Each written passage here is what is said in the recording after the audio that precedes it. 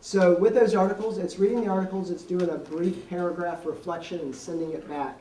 And then we'll have a few more of those. So Dr. Whitney, first one is this Thursday. And you say, all right, how does this work? Service learning, it's basically this.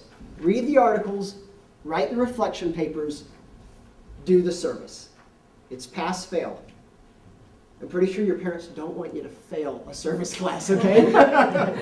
So please, read the articles, do the reflections, do the service while you're there. Pretty simple and straightforward. That's a class, okay? And it's awesome, it's meaningful. You're going to make a ton of impact over there, and really the impact that you make on yourself is amazing as well. April 8th, there's another one, April 15th. So that's going to be the second session. After the April 8th, we'll upload the next round of articles that you have to read, that you can write the reflections on and send back in to Dr. Whitney. Again, what are these articles? I don't want to read all this out loud because it'd take me forever. It's in your packet. It's on the website. It's the first three. It's April 8th. And we'll get the next one uploaded this evening. Garrett, those three are correct, Okay? but the body ritual doesn't appear to be listed. Okay. On the Yeah, and I would 16th. say our website. On the website, there's the link to all of these with the password that you can sign in, log in. It goes directly to these.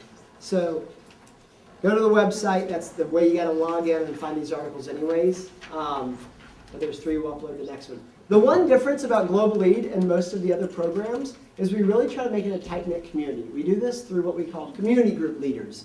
So you break out and you do service, you do some of the adventure activities, you do a lot of the breakout discussions with the articles and the lessons and leadership with smaller groups of people that you can get to know on a more intimate basis.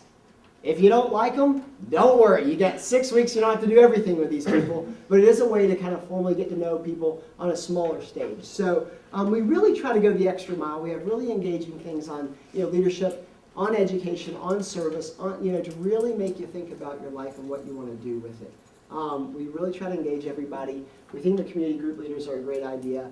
And again, it's just another way to make this a more intimate program during your time overseas. Next, we have Beth Ann, who's going to come and talk a few more about the details for the program before you leave. Okay, so now you're probably wondering, what do I need to do between now and May 9th? So, passports. If you don't already have your passport and you haven't applied for it, it's a problem.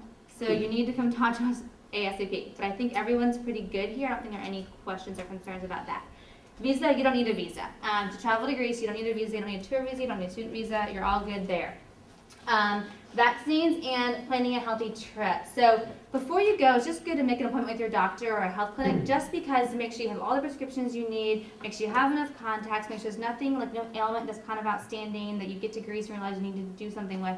So it's better to plan now and go now and get those. And the most important thing is seasickness. So if you know your seasickness or you don't know your seasickness, then definitely get medicine. There are patches you can get from your doctor if you know it's really bad or if you're really concerned. Otherwise, get something off the counter and bring it with you. The worst thing is, again, a 9-hour boat ride and be seasick.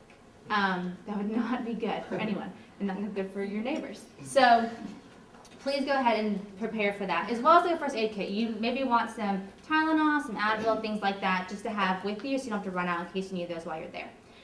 Flight. So I'm pretty sure everyone is on the group flight, with the exception of a couple of people who I don't know about, which I've emailed y'all. But you don't want to start your trip out stressed. So make sure you get there 3 hours early. Make sure you drink plenty of water. There has been some confusion about the flight. So it does leave on May 9th, and it goes to the 9th, so you get there the 10th. So it does leave the 9th, but you get there the 10th in the morning. So there have been some questions about that.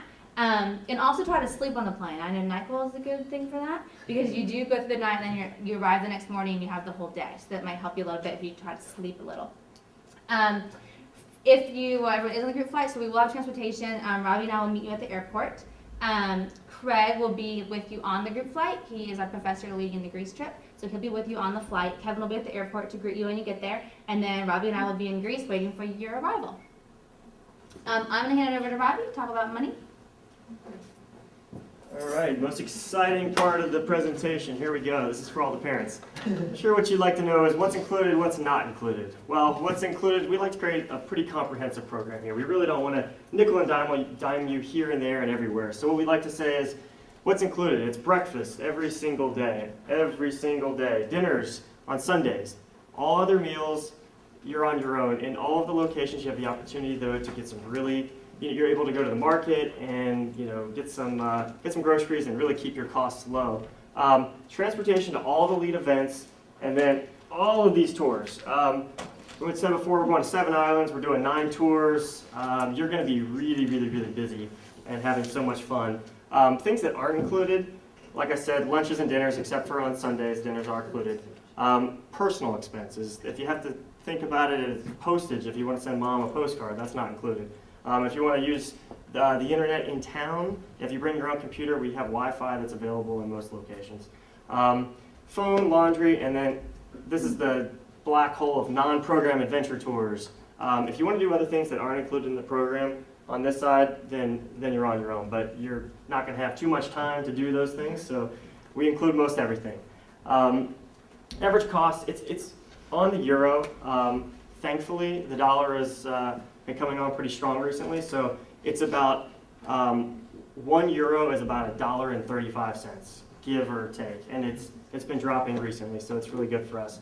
If you want to go out for dinner, I'd say it's between 10 and 15 euro. That's probably $10 to $20. It really depends on what you decide to eat. If you want to get a kebab in the street, you can eat for $2 every day of the week. I wouldn't recommend that. It's like McDonald's diet. You may struggle, but you never know. Court, go ahead. Helpful ways to save. The real key here is if you really want to cut down on costs, make a plan. Anybody that's been on a trip could say that if you create a plan, you'll probably stick to it. I say that a little tongue-in-cheek, but really only eat 1 meal a day out. I'd say dinner. You can eat lunch really easy. We have class a lot of days, so go back to your room, grab a really quick lunch, and then come on down. Take advantage of local markets, as I said, and then take advantage of all of our planned activities. Most of the times you can opt out and not go on some of the tours, but I think you probably joined us because you wanted to go. So, and then also a real killer is taxis. Public transportations and walking. We're within 10 minutes walk of everywhere. In every location you can walk to the city center, except for Gulfada, you'd have to take public transportation to the city. So I'd encourage you to walk. Great ways to save money. As far as health, I know that we've already touched on this, but we recommend that everybody goes to the health clinic. It's very important that you have someone take a look at you before you leave. Make sure you communicate any special needs to us. I know each and every one of you have submitted your health information, but if there's anything else that you'd like to tell us, if you have any special needs, please communicate that to us. Make sure you have enough prescription medicine, and also it's really important to carry a copy of anything that is sort of out of the box. Customs, oftentimes I've had customs pull me aside and ask to see a prescription, or they've taken my prescription drug. So if you have anything really wild, I would bring the prescription with you. And then definitely motion sickness. Motion sickness. We're going to be on a lot of ferries. We're going to be on the water. It is Greece. I would bring some medicine if you have issues. Packing list. I would really go to your packet. Page 29, it is sort of Courtney's version of here's what I usually pack, and she's a really good packer. Leave your valuables at home. If you want to bring your laptop, bring it, or your iPod. Just be careful. It's just like any big city or any tourist location. Keep your valuables close to you, so I'd just be careful in what you bring. Communication. Emergency contacts are on page 32 of your packet. It'll have Beth Ann and I's cell phone number, which we'll have with us at all times. Also, it'll have UGA contact information. We also have somebody here on the ground in the United States that you can call at any time. Internet, we're going to go through that a little bit later on areas that you can access internet and how that works. Cell phones, students have the ability, if they'd really like to get a cell phone. You can purchase a cell phone in Europe. You can just flip out the SIM card and call home. It's not really cost effective. It's really more cost effective to use Skype. But we actually have Skype 101 on the last couple pages of your packet. If your parents need any help, you can kind of run them through that.